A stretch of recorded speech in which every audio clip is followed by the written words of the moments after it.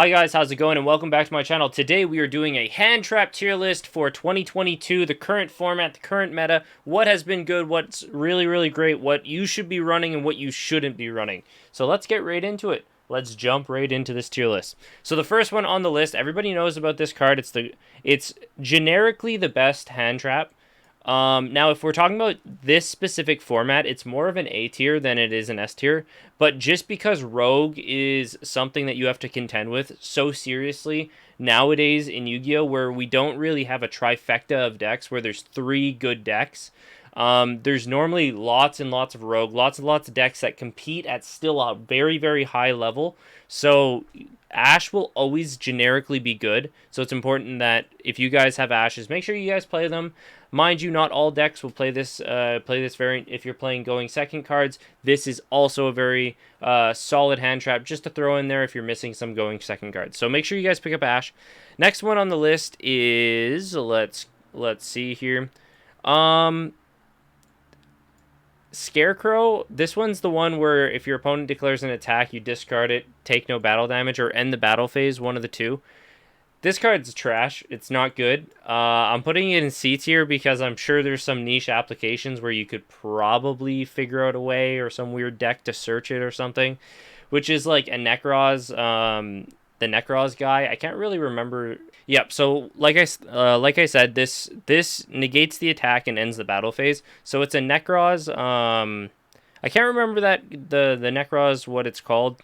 Tell me in the comment section below, but it is one of those cards that ends the battle phase, which is pretty good, and also I think it's a level 2, maybe a level 1, which makes it kind of relevant, but nonetheless, it's not the worst hand trap ever to exist, but it is still pretty bad, and there's many of them that are better than it. This I'll put like meta here. Yeah, this is like okay. I don't think it's really great. I think it's the same thing as Battle Fader again. These kind of hand traps have really faded into existence. Because the thing is, nobody uses these type of hand traps because again, it doesn't take away any plays from your opponent. It's battle phase orientated. You can't use them on your turn. You can only use them on your opponent's turn, and it doesn't take away a monster from your opponent or stop their play in any single way. So that's why it's not very good, but nonetheless, let's continue the list. Next one on the list is DD Crow. I'm gonna say DD Crow's meta right now. A lot of people are playing DD Crow. Hits Splight, hits Tier Limit, hits some of the Rika stuff, or Rushika, or that new deck that's coming out, but also just hits a bunch of just generically good things. Any card that hits the graveyard that makes your opponent lose advantage in the graveyard oftentimes can be the game-breaking play. So for instance, this against Striker shows up every now and again. This against Altergeist is actually pretty decent too. When they go to bring back their monster from the graveyard, you just target and hit that. But nonetheless, DD Crow being very good. Next one that could be meta. I think Droll's good. I don't know if Droll.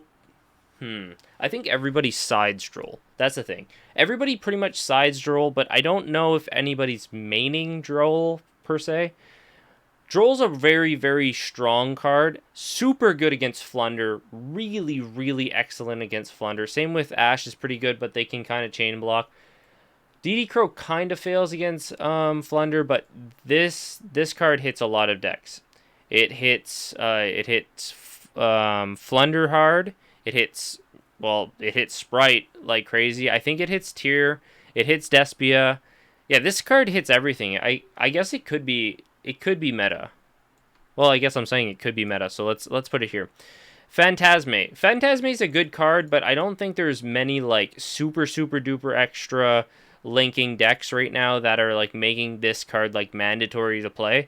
That's why I think like sometimes it becomes like a dead card. So I'm just gonna put it in the good category. Not that it's like any like game breaking. It's not a game breaking card. Even in the metas where there is a lot of links, but it does reshape your hand and give you a little bit of advantage and a monster that's pretty big, can't be targeted. So it is a good card, but again, in this current meta, not very good. Next on the list is Gamma. Gamma's definitely meta right now. Mind you, TTT is going around triple tactics talent, which makes Gamma worse. However, Gamma, it has an exceptionally great effect where it negates and destroys, which is very important in this meta. Being able to destroy is super super strong, especially when you're going against Sprite, which is one of the top decks right now.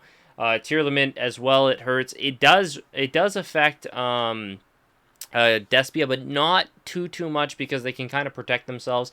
But if you hit the right card, this card can straight up end a Sprite player's turn, but also it helps Sprite too because again, E-Telly and all that kind of stuff that's running rampant. So I think this could be meta. Next is Ghost Bell.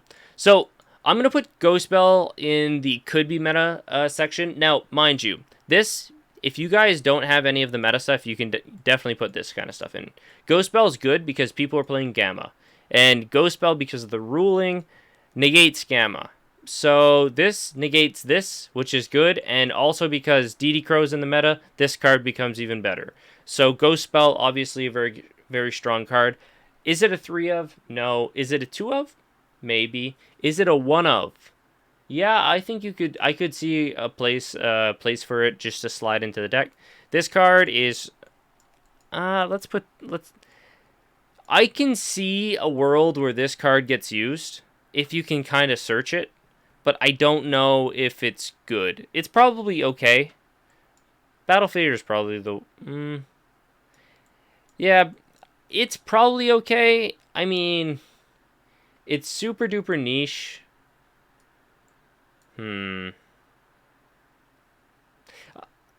It is something you can search with the whole needle fiber thing. Yeah, I'm gonna put it here just because it's the tuner. It's a tuner. You can summon it out with Hulk. You can add it, and especially if you're going into time, this is kind of like a really cool little thing. But is it worth the extra space? I don't know. Yeah, it's okay. I guess these ones are trash. Yeah, they're kind of outdated.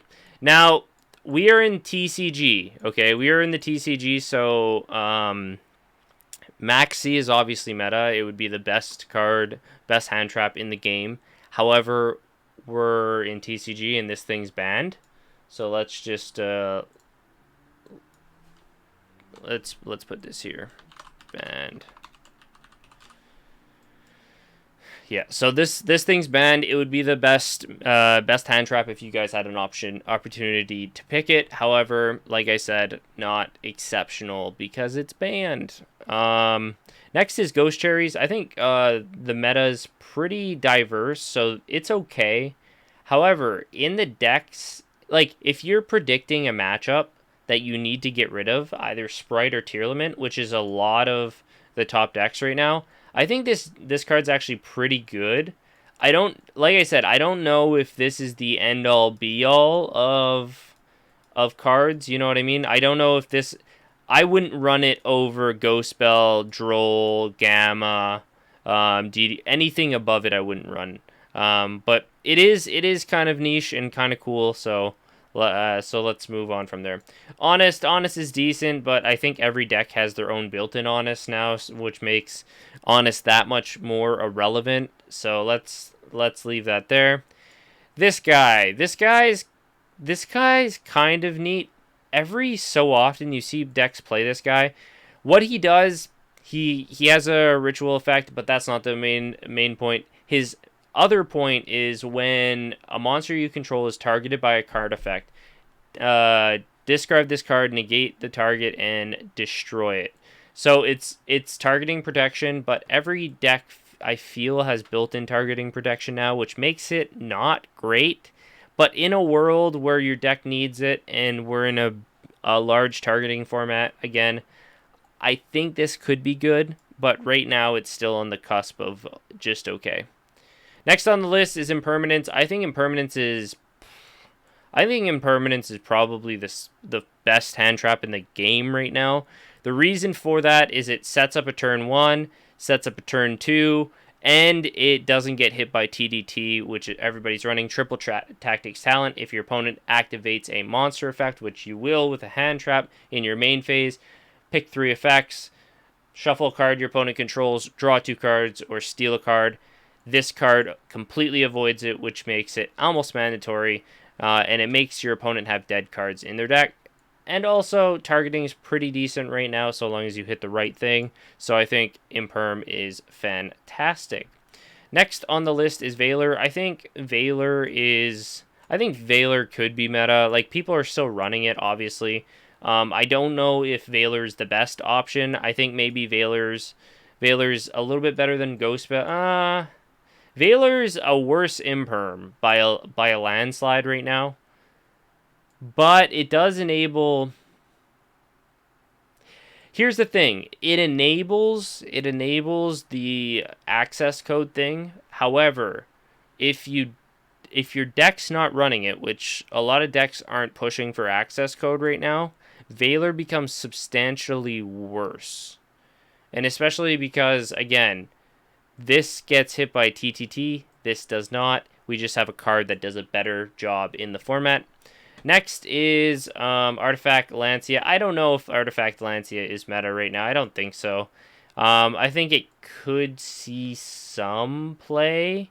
I'm just gonna put it in good right now because the fact is some decks do banish, but like you hit Flunder, right?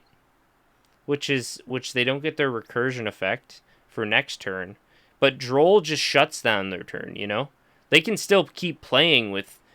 They just don't have follow up with Artifact Lancia, but with Droll, you hit them on their first thing. They can't search. They can't really. They activate their field spell. They lose the game if you Droll them pretty much.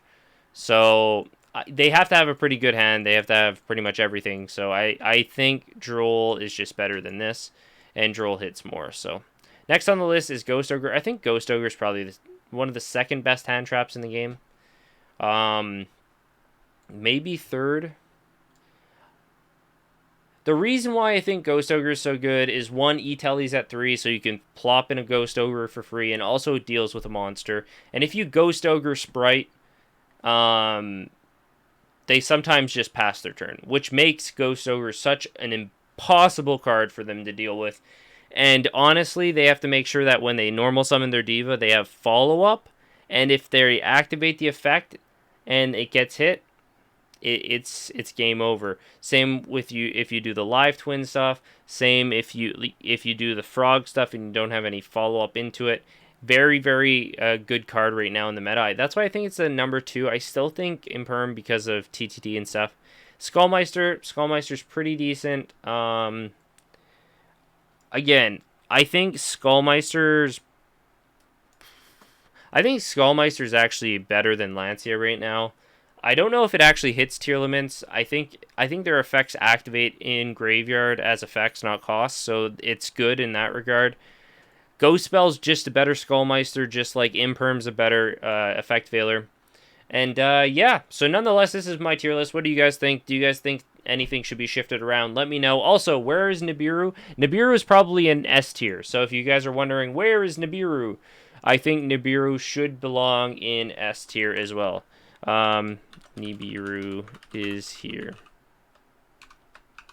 Watch, nobody's gonna realize that I wrote in this on the video. But nonetheless, like, comment, subscribe. I'll see you guys in the next video. Post in the comment section below what kind of video you guys want me to do next. Do you guys want Pokemon, Yu-Gi-Oh, meta relevant stuff, Roblox stuff? Let me know and I will get to it. So thank you.